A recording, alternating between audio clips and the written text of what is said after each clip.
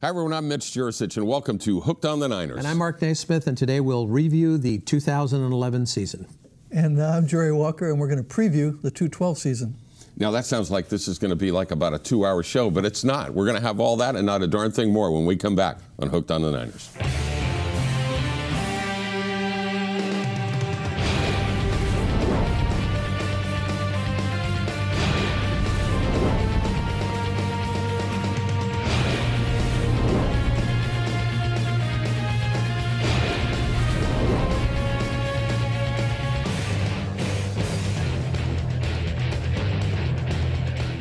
Brought to you in part by Bay 101 Casino, San Jose's place to play since 1994.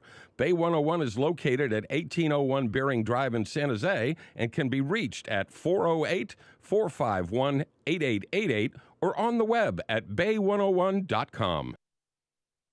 Badges Cafe, located in the heart of Mountain View at 2423 Old Middlefield Way. You can reach Badges Cafe at 650-967-7477 or visit them on the web at www.badges.com. Go Niners! College Plaza Shell. Established in 1987, College Plaza Shell is located at 1400 West Hillsdale Boulevard in San Mateo and can be reached for high-quality auto repair at 650-573-7959. Go Niners! Psst. Hey, need some video work done? We can do that. We do all that video stuff. We can even put your video on that internet thingy. At Peninsula TV, we do full-blown in-studio production, talk shows, performances, speeches, anything. Remote multi-camera production, on location, at your event. And for the budget-minded, single camcorder production in high definition. We'll take your video project from first idea to finished product. For more info, contact Peninsula TV.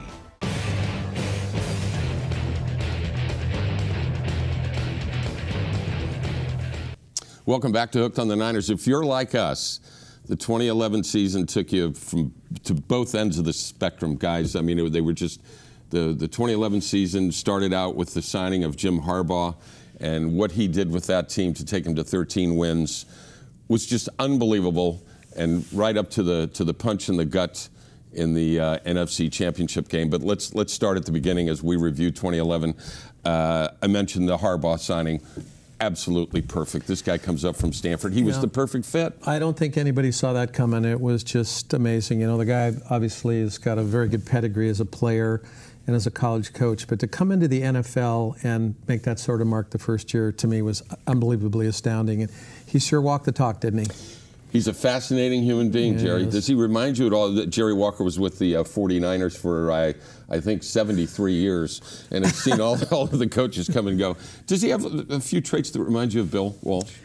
Yes, he does. Who's got it better than us, first of all? Absolutely. Bill didn't tell us that every game, but we had the feeling that, we did have it better than most people. Yeah. He's got a lot of traits. He knows football. He knows how to make adjustments. He's got a great staff. He relates to the players. Right away, those are some memories of Bill. And how about he relating to Trent Baalke, the general manager, and those guys getting along, and the draft they had before the 2011 season? And I bet there's a lot of you out there that were, when they said Aldon Smith from Missouri, we're going, who in the heck is that? But we sure found out, absolutely. didn't we? And to you got your pass rush. Boy. Can you be quiet now about the pass rush? Well, not yet, but the pass rush are supreme, and you know, it's a wonderful a marriage when you can have a GM and a head coach on the same piece of paper, and they were in a total thumbs-up way. Kind of reminds you of the old days where that front office was so spectacular in the way that they managed the football team that hopefully this is the genesis, the same sort of a deal. And you know, they had no training camps because of the lockout, but they had Alex Smith camps, and I thought that was a huge move by Alex Smith. A great move by Alex, a great move for the team. Right. Yeah, Camp Alex probably doesn't compare to Camp Jim, no. but it was a pretty good deal. It was a pretty good deal. So they drafted well, and he starts to change the culture. Everyone says that they're going to change the culture in the building, right? And they did. I mean, people bought into his stuff with the workman-like blue shirts with your name on it and all that stuff, which, you know, to the outside observer might be, you know, not a big deal. But I thought, this is just me personally, I thought the huge thing was the time between the Cincinnati game and the Philadelphia game when they stayed back in Youngstown, Ohio, was pretty big to me. Now, they issued the new shirts this year, the new blue-collar shirts this year already, and they're planning to stay a week in Ohio again this year, too. Oh, are they really? Yes. Because I know we're going to look at the schedule a little bit later, and there's a part in there that I was actually going to bring that up, so we'll save that to a little for a little later. But it was kind of key. I thought that they won both those games on the road, Cincinnati and then Philadelphia. Absolutely, and Harbaugh just exuding confidence, and I think a lot of people, question myself included, could he bring this sort of transitional power that he brought to Stanford, and make them a smash-mouth football team after being anything but in the past, and they became a college powerhouse. Would that translate to the professional ranks? And it did, and I think a lot of it went with his credibility as a player. 15 years in the league, a real tough guy, and it sure worked, and I think it's going to keep working. We're going to have to zip right through this. I just got the 2-minute warning for this segment.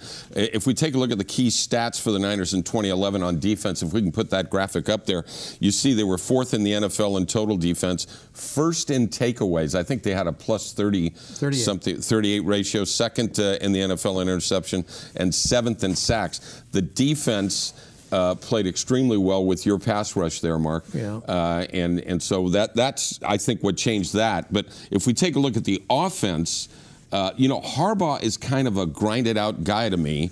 And if you look at this, 26th in the NFL in total offense, 30th in third down conversions, 19th in quarterback yards, and you can see all of that. But first in field goals converted.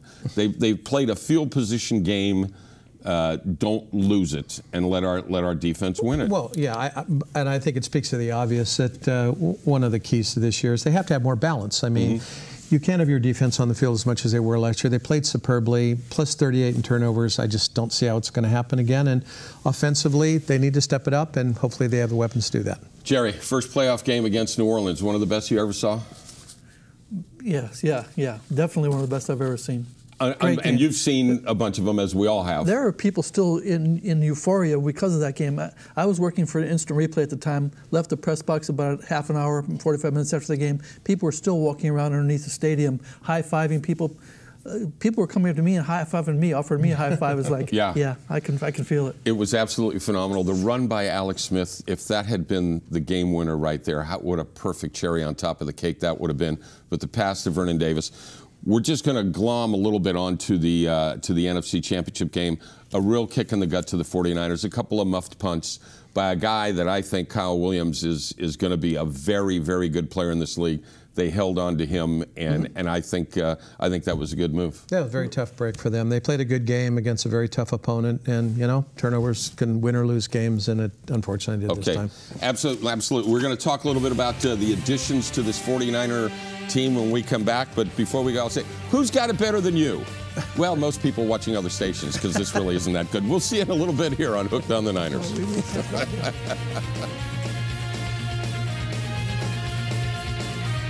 Brought to you in part by Woodmont Real Estate Services, a friend to the community since 1963. Woodmont Real Estate Services is located at 1050 Ralston Avenue in Belmont, California, and can be reached at 650-592-3960 or at www.wres.com.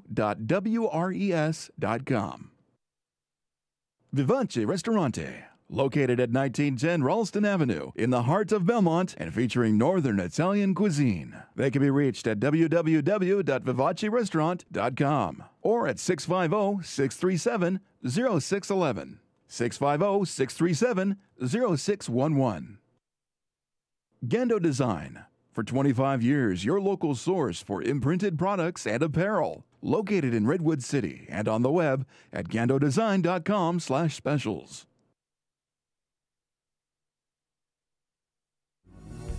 Peninsula TV is now live streamed on the internet. Watch us from anywhere you have an internet connection. On cable, on the net, and on that fancy mobile device. Just go to pentv.tv.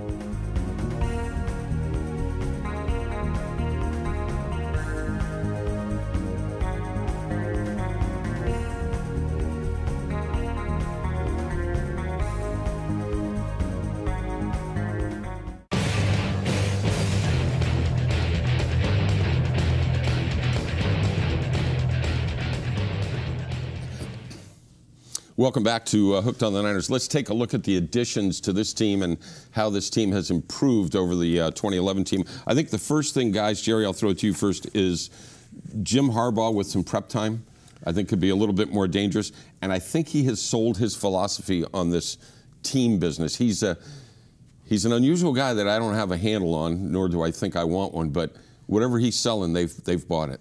They're all buying it down there, yeah. not just the players, the staff. And when you talk about Jim Harbaugh, you're also talking about the staff. That's one of the best coaching staffs in the league. Yeah. And they break it down with one of the best special teams coaches, one of the best offensive coordinators, one of the best defensive coordinators, and they've got it going on. Let's take a look at how free agency affected us, Mark, here. The minuses, Adam Snyder, Chilo Rochelle, Josh Morgan, Blake Costanzo. This might sound a little crazy, but to me, probably the guy there that you're going to miss the most is Costanzo on special teams. Yeah, possibly. Not a lot of losses in free agency. I thought they might make a little bit harder run at Adam Snyder, but obviously they felt that they could replace him, which they have done. But one of the few teams who didn't get really hurt free agency. So again, tribute to management and how the people like this organization. Let's take a look at the additions through free agency, the pluses. Obviously, the big one right there on top: Randy Moss, Mario Manningham, Brandon Jacobs, Paris Cox, and Josh Johnson, who we left him up there, but surprisingly didn't make the team because of Scott Tolzien. But Randy Moss, kind of intriguing there, and getting Manningham and Jacobs from the team they lost to in the NFC title game. Those are three outstanding pickups. Randy Moss right now is a leader down there. Yeah. I've seen him walk around the cafeteria, and guys are following him. He's almost like the Pied Piper. You got other receivers following him because he's Randy Moss. And right now, it's a very, very positive. Well, and if you look at this, Mark, in the championship game against the Giants, we completed one pass to a wide receiver. That's one more pass than a dead guy. And now we've added wide receivers Manningham and Moss and A.J. Jenkins. They take first in the draft. Well, clear signal that they want to open up the passing game. They were not dependent on it last year. Very controlled passing attack with Alex Smith, and he did well in it. But you've got to throw the ball downfield. Clear signal they want to throw the ball. Getting these two guys and drafting Jenkins in the first round should allow him to do that. Moss is a great player if he can keep his head on straight, and hopefully he will. Last year, the 49ers, in my humble opinion, played hard and fast on defense. On offense, I think they just played hard. There wasn't a lot of speed there. The addition of A.J. Jenkins, the first-round pick, and then LaMichael James, the second-round pick. Jerry, this team got quick in a hurry. Yes, they did. Well, they had more speed than you're giving them credit for. Okay. But maybe they didn't use it like they will use it this year. But yes, they got quicker.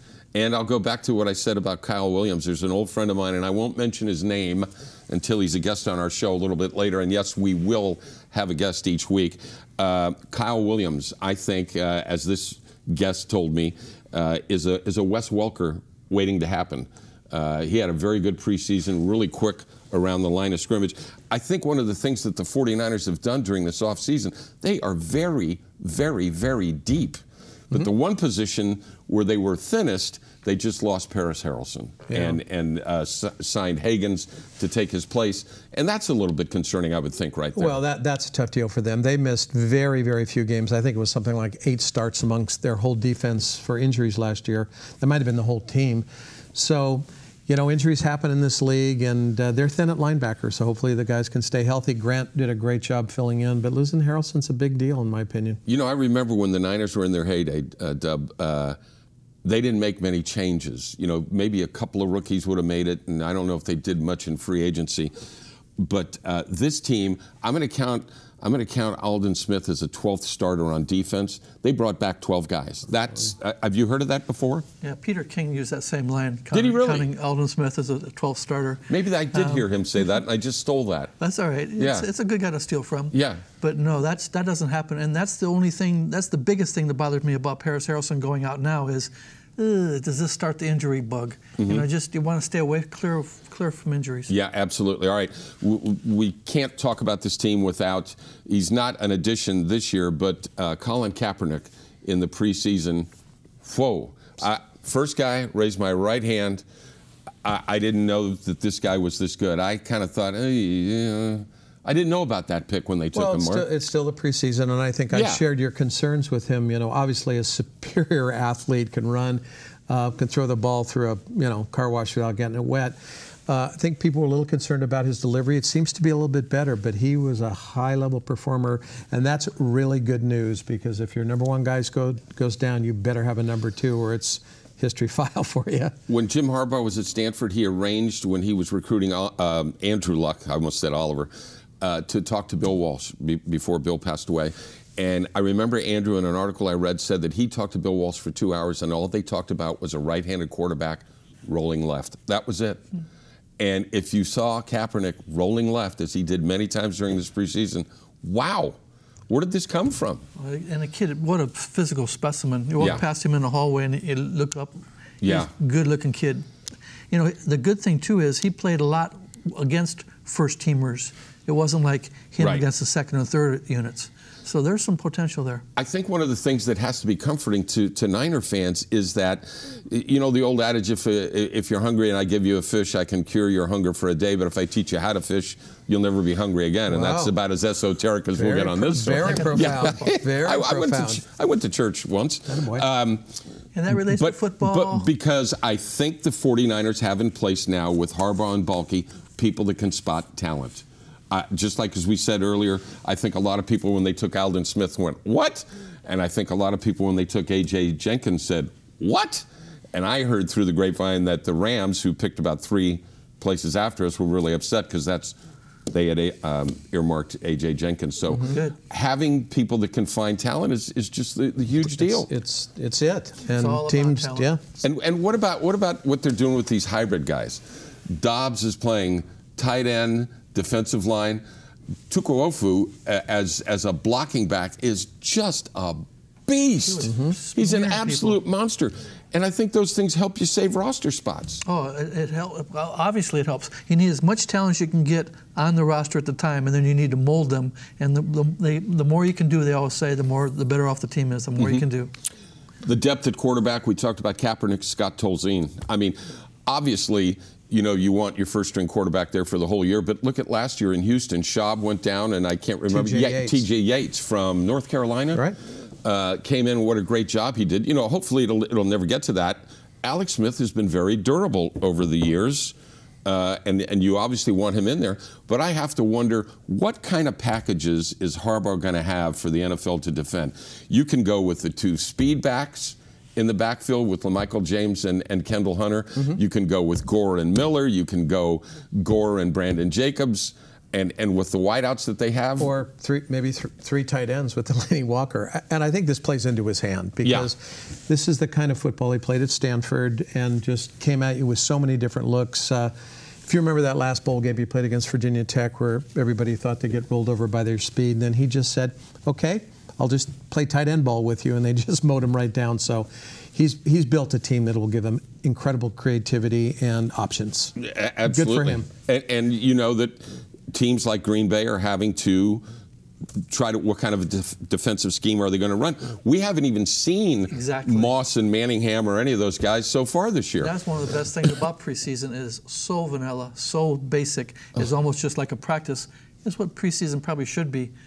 I got goosebumps thinking about Green Bay. Oh, I do too. And what a place for them to open and to go into Green Bay. The best thing about it is getting in there before the snow hits, and you know, getting in and out of there. And I think you're going to get a pretty good gauge on what this team is by that first game of the season. And with the second game of the season coming up from the same division, a tough Lion team coming here, I think you're going to get a real good grasp. But that's kind of looking ahead to next year and the schedule, and that's what we're going to do when we come back. I'm going to test you guys, and I'm going to ask you at some point what you think their record's going to be when we come back to Hooked on the Niners right here. I know what he's going to say.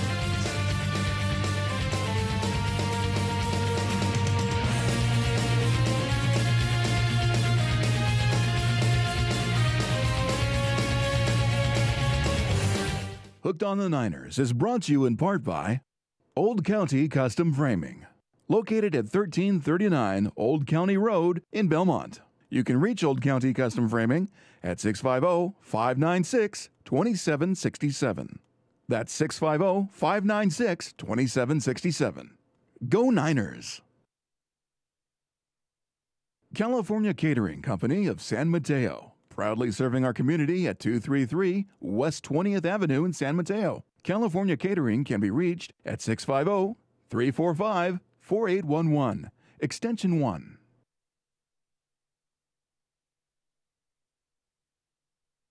Peninsula TV is supported by San Mateo Credit Union. 60 years of experience providing financial services to the people of San Mateo County. Security, value, community, tradition. Where people are worth more than money. For more information, their number is 650-363-1725 or online at smcu.org.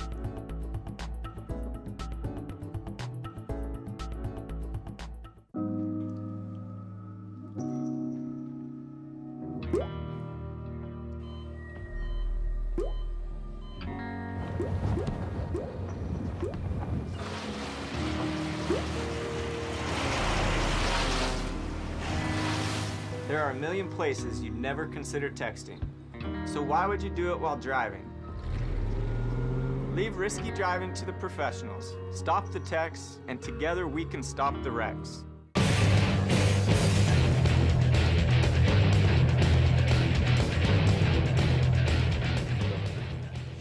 Welcome back to Hooked on the Niners. You know, guys, there's this adage that's going around. I think it started on ESPN. There's some stat that teams that win 13 games the next year fall off by 4.7 wins or something, and I say, hooey. You know, who says that that you have to lose ground? I don't think you do. I don't think you do. Yeah, It's right, just, exactly. I think they're talking about losing ground and win-loss percentages. Right, right. Who says you have to win 13 to make it to the playoffs and win a Super Bowl? Right, but who says after you win 13 you can't win 14 games? Well, you could win 14, 15, or even 16, which is what usually you do. What I pick, and so then what better way than to segue into the schedule and put up the graphic for the first half of the season? As you take a look at this, as you well know, they're going to open up in Green Bay and then home to Detroit, and this is where I say, if you get past these two games, then look out. I know I'm joking. I'll be the first guy to say it. 16-0 is possible. But as I look at this, I'm not fearful of any one of those games that you look at Minnesota, at the New York Jets, home to Buffalo, home to the Giants in Seattle, and then at Arizona. Well, there's not a game there that I don't think we can win. To me, this was the big, gigantic transition, right? Is that, you know, seasons past, you went in and said, well, geez, if everything's perfect, they might do well. I think now when they step on the field, you feel like you can win every game, and you shouldn't be fearful. I look at those first 6 games, and I think it's a very, very tough opening schedule. Sure. I mean, Detroit is a legitimate playoff team that I think could win that division. But like most dome teams, they're not as good outside the dome. Right, but it's a tough opening 6 to me, and this is something they benefited by last year. They did not have a tough schedule, and they handled that well and took advantage of it. This is a much tougher circumstance this year. I'd say last year's schedule was tough, maybe not as tough as this year, but I agree with you. This is a tougher schedule this year. And it's going to. I think you need to start working with Tampa Bay, though. The season opener, you can never tell what's going to happen in the season opener. Absolutely. But Absolutely. I know you got to work on your handshake for that second game. Yeah, right. Okay. Exactly. But look at the quarterbacks we're facing. Yeah. Aaron Rodgers and Matthew Stafford for starters. I kind of like the kid in Minnesota. Ponder, I think he's pretty good. Got the two-headed monster in New York. I mean, we're going to be facing some of the top quarterbacks in the league. If we can look at the second half of the season, fortunately for the Niners, their bye this year comes at the halfway point. They're going to play 8 games and get a bye. And then it's St. Louis and Chicago at home. And then maybe here's the tough point. 4 out of the next 5 are on the road at New Orleans, St. Louis, home to Miami, New England, and Seattle now. And then ending with Arizona at home, as you can see.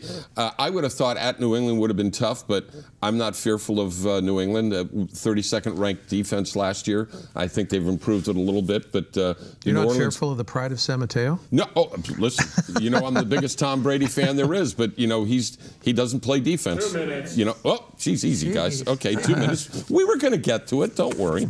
But we're also on a lot of Monday night, Sunday night games, Thursday night, primetime stuff. This is good stuff, J-Dub. It's great stuff for the fans. It's a little tougher on the team to play in the prime times. You get ready for them. It's easy to get your team up.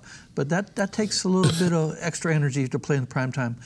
It's a good schedule. It's an interesting schedule. That last 5 or 6 games might be the teller. Well, you know, health is a big thing, and, you know, we're all, you know, we don't want any injuries, obviously, you know, statement of the obvious.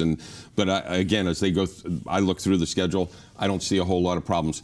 Let me put you guys each on the hot seat. J-Dub, how do they do this year? Just and we know that predicting numbers is ridiculous. Well, I say, what did I say last year? 13-3. Yeah. I'm going to say this year 12 or more. I'll be happy. 12 or more. So 12-4 you think is a very doable thing? I'm going to be a little more conservative. I think this schedule is a 10-6 schedule, and winning the NFC West and moving ahead in the playoffs. And this team is built for the playoffs.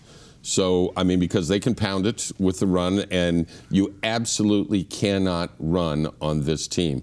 So, you know, as they say for the playoffs, you got to be able to run the ball and stop the run, and I think they can do both. That Green Bay game is a preview of the national championship game. Could be. That's exactly right. Well, I'll give you my pick. Nobody asked, but I will. Again, if they get past those first two games, if they get past Green Bay in Green Bay and Detroit here at home, look out. Something special could be happening here. Watch out. There's no question about it. There's no question about optimism. it. Hey, and one thing that we should mention is 2 minutes. 2 minutes. Oh, again, 2 minutes? Okay. Well, let's roll some more here. We would have been better if we would have been better. Minutes, yeah, right? we're just about wrapping up. One of the things we didn't talk about, and I think 2 minutes. Yeah, one of the big things is having Brandon Jacobs. You know, we had a lot of 4th and 1s last year that we didn't get. He went down with an injury in the preseason, but it seems to be okay. I think that's a huge benefit for us. Couldn't agree more. And come from obviously a winning program and with a winning attitude. Seems to take on a leadership role, and he's a big dude, 6'4", about 260. So yeah. And do you think that they take the wraps off of Alex Smith and start throwing downfield a little more with the weapons that we have here? I think some downfield throws are in the game plan. Yeah. So and here's the other thing too. Do you think that they will have a package for Kaepernick? Do you think we'll see some sort of a wildcat thing there? I think they'll practice it. Mm-hmm. I don't know that we'll see a wildcat. But who knows? Gosh, I think you've got an athlete with that level of skill. I think they have to use him. Yeah. And I think they will. At some point. Absolutely. The thing that I'll take to my grave is I've never understood why the quarterback position can't be handled like a pitcher in baseball. You go out and, you know, you're a great pitcher, and one day you just don't have it, and they put in the relief guy. I've never understood why that doesn't work in professional football. It's so different. It's completely opposite from baseball, and you got to stick with that number one guy. He's the one that brought you there. He's the one that takes you home. The other thing that we didn't touch on is Aldon Smith is now earmarked to be the starter.